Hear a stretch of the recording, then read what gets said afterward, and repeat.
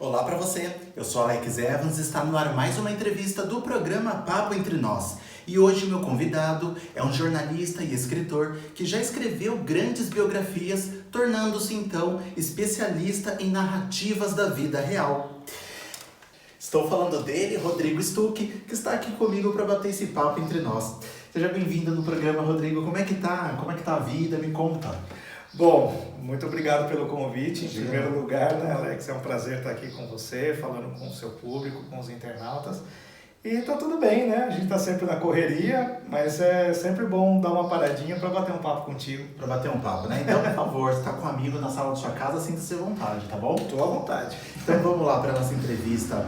Quero começar perguntando já, né, sobre a sua especialização na literatura, que é com relação às biografias, né? Você é um biográfico muito legal, muito bom, porque eu já vi aí as obras que você já escreveu, né? E de onde veio essa paixão pela literatura e como foi que você então decidiu que queria ser biográfico, né? Porque podia ser um romancista, na verdade. Podia. Por que escolheu a biografia? Na verdade, a minha primeira formação, né, é em jornalismo. A gente vai estudando bastante, né, ao longo dos anos, mas logo no segundo ano da faculdade de jornalismo, eu conheci uma vertente que se chama jornalismo literário, que é uma forma de você fazer jornalismo inspirado em alguns elementos da literatura, que deixa um texto mais atrativo, mais saboroso e até um pouco mais humano, né? Porque o jornalismo literário, a diferença dele até com o, entre aspas, o convencional, é justamente você primar um pouco mais pelo ser humano do que por aquele monte de dados e informações que vão estar lá, sim, mas em segundo plano. Primeiro a gente precisa conhecer as pessoas, valorizá-las, contar suas histórias, né? Então, assim, quando eu conheci o jornalismo literário logo no segundo ano de faculdade, eu me apaixonei pelo gênero, né? E mudei um pouco até o curso da minha história, né? Porque quando eu entrei na faculdade, eu planejava ser um jornalista esportivo. Olha só. Porque eu sempre gostei muito de esporte, sempre pratiquei muito esporte, né? Tudo quanto é esporte. E acabei indo para esse gênero porque eu achei a metodologia do jornalismo literário uma coisa apaixonante, né? Totalmente diferente de tudo que eu imaginava antes de entrar na faculdade. Olha só que bacana. Mas o que foi que deu o start a Stuck? Foi uma biografia que você leu? Você lembra o livro que foi que te fez despertar isso? Na verdade foram as aulas mesmo. Eu tinha um professor muito bacana lá que explicou essa metodologia no segundo ano, que eu tinha um professor muito bacana, né, que a disciplina dele tinha um nome grande, se não me engano era pauta, produção e redação em jornalismo literário, uma coisa assim, o nome da matéria dele, né? E aí ele começou a explicar sobre isso e eu comecei a me interessar pelo assunto. Depois eu comecei a ler alguns livros, até indicação, né? Não só dele, como outros professores dessa área de jornalismo literário da PUC Campinas, né? Que foi onde eu estudei jornalismo.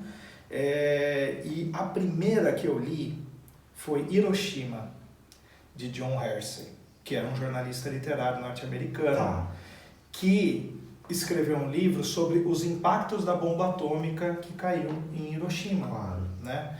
Então, o que eu gostei é que, assim, que naquela época se noticiou muita coisa sobre o que estava acontecendo, tanto no conflito em si, né, em toda a Segunda Guerra, como quando caiu as bombas atômicas em Hiroshima e Nagasaki. Eles noticiaram muita coisa e das mais variadas formas. O que John Hersey fez? Ele foi até Hiroshima e começou a conversar com as pessoas, os sobreviventes. Então, lógico, né, não conversou com pessoas próximas aonde que moravam próximas de onde a bomba caiu, mas ele conversou com pessoas que moravam a 1 quilômetro, 2 quilômetros de onde a bomba caiu e foram arremessados de um ambiente para outro na casa, e a casa desmoronou em cima, e ele teve que sair de escombro, chegou na rua, viu aquela pandemônio que estava um cenário apocalíptico, né? E aí, por meio das histórias de vida das pessoas, que ele entendeu o tamanho do acontecimento, né? A gravidade daquele acontecimento, o que simboliza toda aquela guerra que a gente passou, né? Que o mundo passou. Então, eu me apaixonei pela forma que esse jornalista usou para informar as pessoas. E, curiosamente, aqui no Brasil, esse Hiroshima, do John Hersey, é o volume 1 de uma coleção que chama Coleção Jornalismo Literário, Sim. da Companhia das Letras. E aí eu falei, pô, esse é o número 1, então eu quero ver tudo, o né? restante. Aí eu fui lendo outras biografias e outros livros que não eram biográficos, mas que traziam histórias de vida, perfis e tal. Fatos reais, né? Todos reais, todos reais.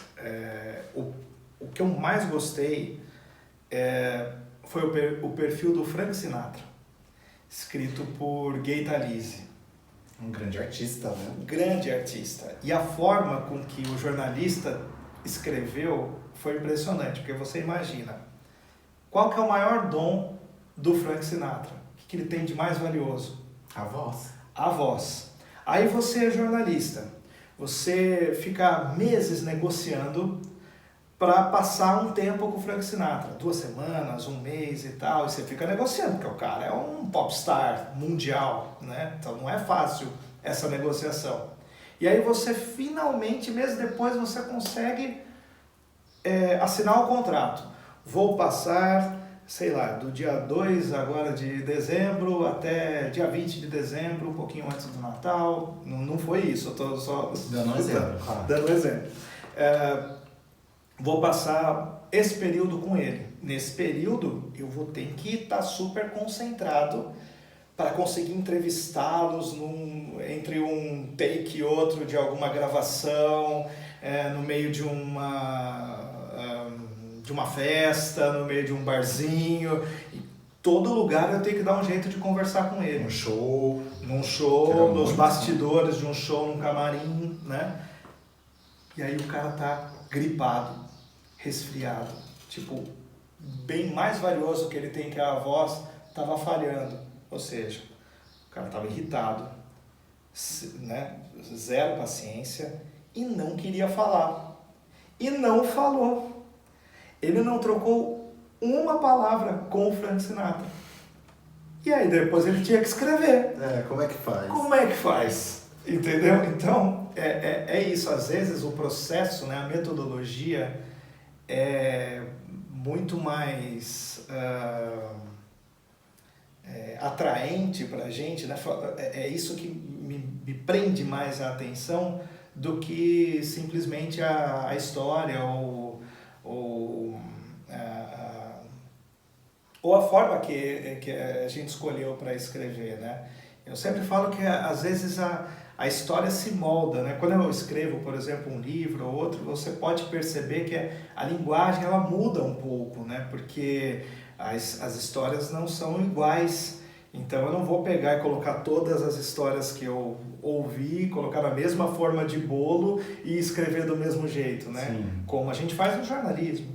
Quando eu escrevi para jornal, quando eu escrevi para revista, a gente geralmente usa a mesma fórmula. Então, você não tem muita diferença em termos de estilo de texto, de um texto que eu escrevia para um jornal, para outro, para uma revista, para um site, né? Mas as biografias, elas meio que têm vida própria, né? Então, a gente vai imergindo naquela realidade, trazendo as histórias de vida, e como as histórias são muito diferentes, o nosso texto também fica bastante diferente.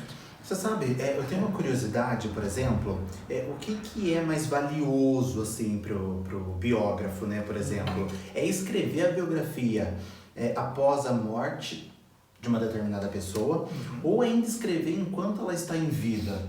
Porque, por exemplo, você precisa, de alguma forma, se ela está em vida ainda, você precisa entrevistá-la, conhecer como foi o passado, e, enfim.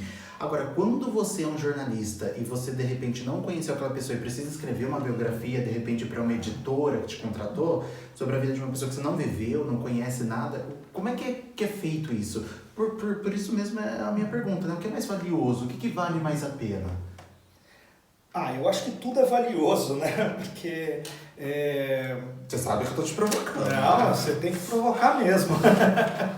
Eu acho que tudo é valioso. Eu acho que, é lógico, quando uma pessoa ainda está viva, você conversar com ela faz bastante diferença, né? Para você... Troca, né? Para você entendê-la, né? Porque a gente não tem que conversar como se a gente estivesse interrogando a pessoa. A gente tem que conversar com empatia, a gente tem que sentir o que ela sentiu naquele momento, a gente tem que entender qual é a realidade dela naquele momento. Por exemplo, quando você faz até uma biografia de uma pessoa que tem bastante experiência, que viveu muitas coisas na vida, a gente, né, a nossa geração, não entende o que é viver numa ditadura, não entende o que é viver durante a Segunda Guerra Mundial, que eu estava até falando de Hiroshima aqui, entendeu? Então, assim, são realidades que quando a gente conversa com o biografado, né, com o seu entrevistado, a gente tem um pouco mais de noção do que as pessoas sentiam na época. Então é valioso. Parece até que a gente, de alguma forma, é transportado, Se né? transporta para aquela realidade. É impressionante. É bem isso mesmo. Agora, por outro lado, tecnicamente, existem estudiosos, né, que dizem que você escrever uma biografia de uma pessoa que está viva, tecnicamente você não está escrevendo uma biografia. Porque se ela está viva, a vida dela continua. E a biografia, tecnicamente falando, é necessariamente a história inteira da pessoa, do início, né, desde quando ela nasceu até quando ela morreu. Se ela não morreu, a biografia não está completa. Entendeu? Então, tem esse paralelo, né? Um dos livros que eu escrevi, por exemplo, eu tive a honra de escrever sobre a professora Maria Ângela, né? Que foi pró-reitora do CEUNSP, ajudou a fundar a Faculdade de Direito de Itu, a Academia Ituana de Letras, enfim, uma personalidade impressionante, uma verdadeira fonte de inspiração a todos que a conhecem, né? Que tiveram a felicidade de conhecê-la e de conviver com ela um pouquinho. A Maria Ângela hoje está com 98 anos, né? Viveu pra caramba, né? Viveu e ainda vai segue vivendo, né? Segue vivendo muito bem, graças a Deus, São né? muitas experiências vividas, né? Nossa, muita história para contar. Muita. E aí quando eu fui escrever sobre ela, eu falei assim, puxa vida, primeiro vamos analisar tecnicamente. Ela está viva e ela continua atuando, fazendo seus projetinhos, como ela gosta de falar, né? Então eu falei assim, poxa, acho que não é a hora da gente escrever uma biografia sobre ela. Porém, eu posso escrever um perfil. E eu escolhi um trecho da vida dela, que muita gente não sabe. Ela não é ituana. Ela não nasceu em Itu. Por mais que ela tenha feito muita coisa por Itu e esteja vivendo em Itu há décadas, né, e continue vivendo em Itu, ela nasceu em Amparo. Ela só chega em Itu com 33 anos. Poxa, com 33 anos você tem história para contar, né? E essa história pouca gente de Itu sabe, porque não conviveu, né?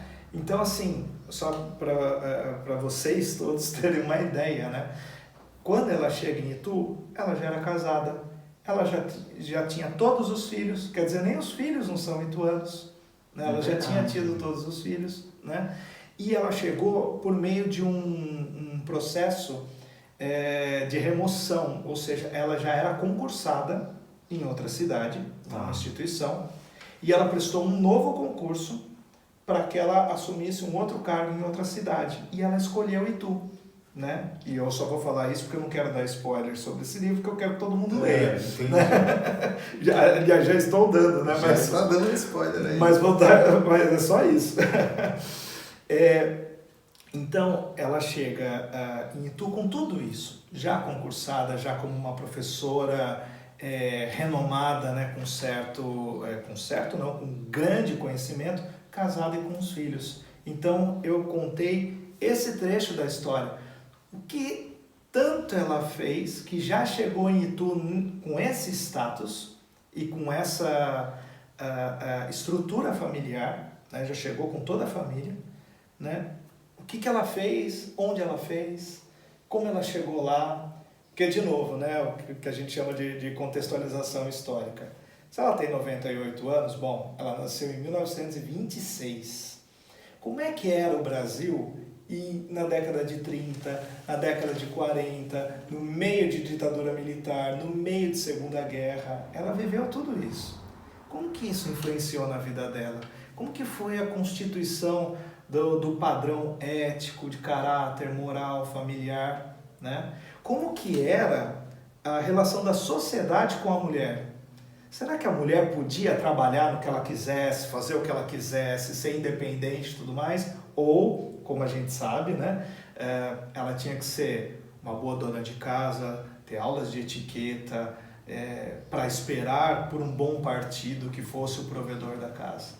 Né? Então, como a gente sabe que ela já chegou como professora concursada, a gente já subentende que ela meio que quebrou a roda naquela época. Lá atrás, Lá atrás. Então, assim, se muitas mulheres têm essa liberdade de fazer o que quer hoje, né, em termos de igualdade com os homens, muito dessa liberdade foi conquistada por pessoas como a professora Maria Ângela. Exatamente. Por isso a fonte de inspiração. Ela furou uma bolha, né?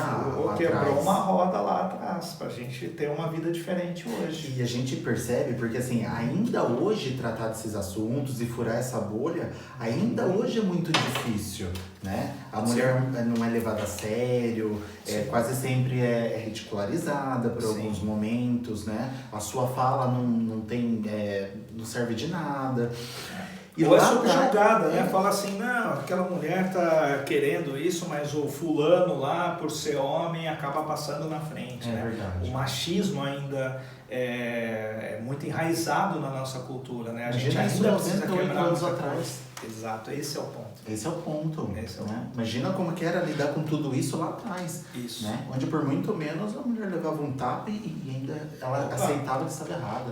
Exato. Né? Justificava. É interessante. Exato.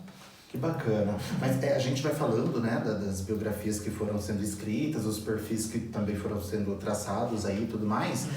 Me dá um outro start porque você recentemente também escreveu o livro da Casa Aliança, né? A grande padaria de Salto, que eu também já conheço, já fui muitas vezes lá. E o que me dá um start é as vivências que vão acontecendo, né? São 70 anos de história, 70 anos atrás, a gente falando inclusive de algumas coisas que caíram aqui no Brasil, né? Repercutiram aqui dentro e que a gente vai conversando e vai vindo alguns outros gatilhos, starts, outros pensamentos, né? A importação, a exportação de produtos, né? Que pode ser, assim, para quem não viveu na época, Rodrigo, pode ter sido assim, uma coisa que não teve tanta assim, diferença, mas para quem estava lá no dia, no momento, foi muita diferença. Como a farinha, por exemplo, importação e exportação, que ficou muito mais difícil para todo mundo, né? Isso. Existiram momentos na nossa história, principalmente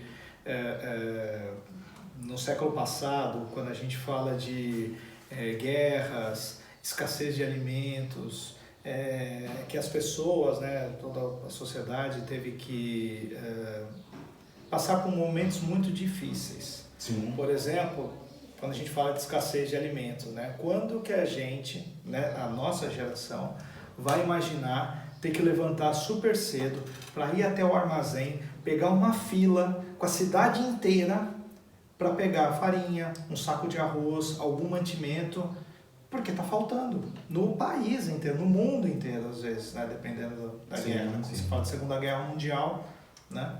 Então isso pra gente é impensável, com tantos mercados que tem por aí, com tanta opção, imagine, a gente só briga pelo valor, mas a oferta tá aí, né? Então é uma realidade totalmente diferente da nossa, né? Eles viveram coisas que a gente não imagina, né? E que a gente não chegou perto de viver algo parecido, né? Durante, assim, os seus projetos de biografias, qual foi a história que você mais gostou de escrever? Eu imagino que todos você deve ter se deliciado com os fatos, né? Mas assim, não tem aquele fato que mais te chocou, ou que te deixou abismado, falou assim, putz, como que eu lidaria se eu tivesse na situação da pessoa? Você gosta de provocar mesmo, né? Porque se eu falo que eu gostei mais de um, o outro vai falar, pô, e aí o meu? Não, mas assim, você... Mas se colocando mesmo no lugar daquele biografado, por exemplo. Puxa vida, sem ficar em cima do muro, vou pensar um pouco. É porque eu já escrevi muita história legal. E é isso que me deixa mais animado, mais empolgado, mais motivado em continuar escrevendo, né? Porque eu acho que vocês, né, imaginam a dificuldade que é a gente viver disso no Brasil, né? Viver de história, de literatura, de jornalismo e tal. Infelizmente, a cultura no Brasil, de modo geral, ela não é valorizada. Não. Né? Não, pelo menos o quanto deveria. Mas eu já escrevi muita história legal, porque eu tive a felicidade também de escrever e ser editor da revista Campo e Cidade, de Itu. Então, a Campo e Cidade, ela faz um trabalho primoroso de preservação da cultura, da memória, da história da nossa cidade, da região. Então, assim, só da gente escrever matérias onde a gente vai a fundo mesmo no tema e conversa com as pessoas e tenta colher informações que não estão nos livros de história, não estão nos documentos oficiais, isso, nossa, abre assim a nossa cabeça para novos horizontes, né? O bom da gente fazer essas perguntas que geram provocações, né? É que a gente normalmente já sabe também uma resposta, porque você não pergunta para um pai qual é o filho que ele mais gosta, né? Exato. Bom, aí tá vendo? Eu queria ter pensado nessa analogia. Tudo aqui no final das contas faz sentido, né? E hoje, Rodrigo, existe alguém que você gostaria muito de biografar? Não pode contar ainda, não deseja futuro.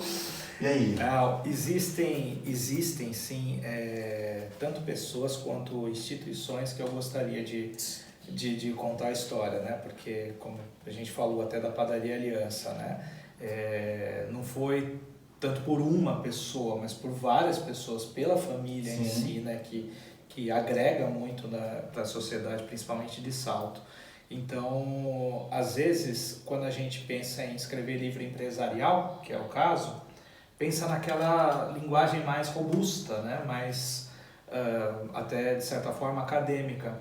E como eu trago como histórias de vida mesmo, né? Por meio do jornalismo literário, fica uma linguagem mais gostosa, mais simples, né?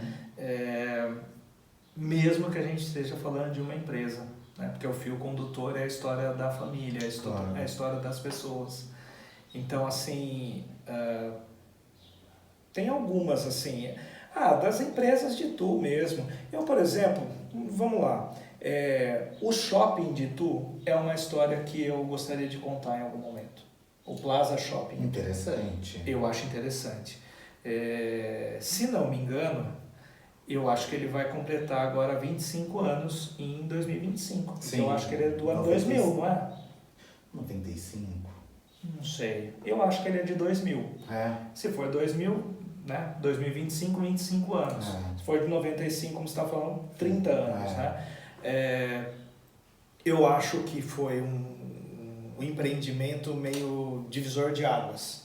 Tanto para a cidade quanto para aquela região da cidade. Sim. Tipo, o que tinha próximo do Plaza Shopping Itu há 25 anos atrás. Como que era aquele espaço? Entendeu? Como que mudou o bairro, como que mudou a visão do que é o centro na prática.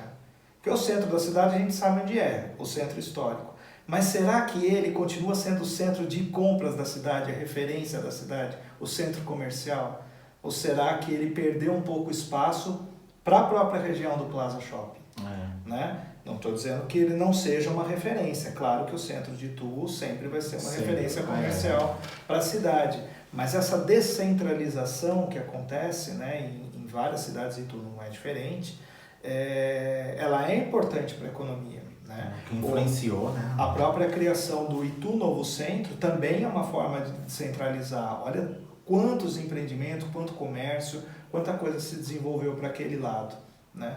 Então você vê academias, você vê barzinho, restaurante, você vê supermercado, você vê muita coisa se desenvolveu. E há 25 anos atrás era uma área militar ali, um terreno que não tinha nada. Né? E o que provoca pouco investimento no entorno dessa área. Sim. A partir do momento que você cria um empreendimento desse porte, você desenvolve toda uma região. Agora, eu sei que você já escreveu, por exemplo, já esteve escrevendo aí 2 biografias ao mesmo tempo, né?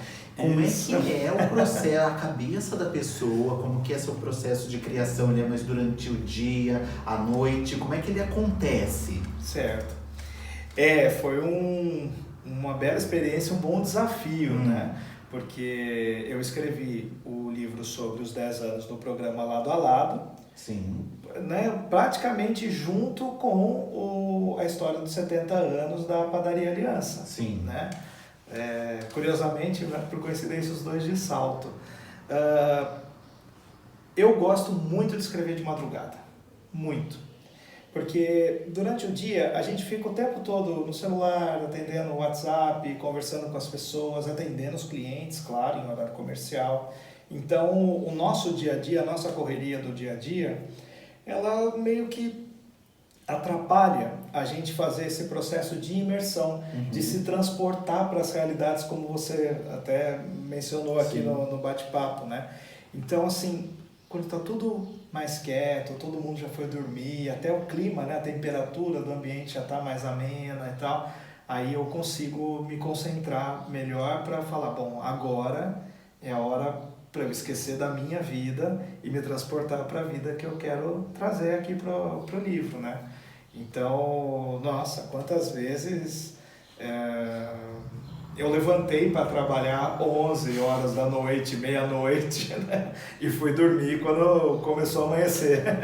Bem, mas Rodrigo, a gente está chegando aqui ao final da nossa entrevista, tá bom? Foi um papo excelente, um papo incrível, eu considero assim. E eu queria deixar também aqui aberto o espaço, né, para você deixar um contato, de repente alguém que achou legal a ideia do shopping, né, de biografar essa história aí, quiser contatar o Rodrigo, como é que faz aí? Bom, eu tenho o Instagram, né, meu nome é Rodrigo Stuck, né, então dá para procurar tanto como Rodrigo Stuck como Rostuck, né, @Rostuck, tudo junto. É o meu Instagram, pode me mandar uma mensagem por lá. É a forma de contato mais direta, então. Ou pelo WhatsApp, né? Que é 11 98961 3520. Perfeito. Né? Pode ser. No WhatsApp a gente tá sempre online, né? Sempre, então é também, mais fácil de encontrar. Muito mais fácil. Por esses dois caminhos será um prazer conversar com cada um de vocês. Eu gosto sempre desse papo. Combinado, então, ó, pessoal, para você então que deseja fazer um contato aí, tirar uma dúvida com o Rodrigo, aparecendo aqui todas as formas de contato com ele, tá bom? Então não perde seu tempo também não, viu? Então, Rodrigo, obrigado aqui pela presença no programa. Eu agradeço, Alex. Tá bom? Foi incrível o nosso bate-papo, a gente vai ficando por aqui agora, mas antes eu preciso pedir para que você não se esqueça de se inscrever aqui no canal, tá bom? Curtir, comentar, compartilhar, que isso é tudo muito importante aqui para o nosso crescimento, tá bom? Então até a próxima entrevista. Um beijo pra você. Tchau, tchau. Tchau, tchau.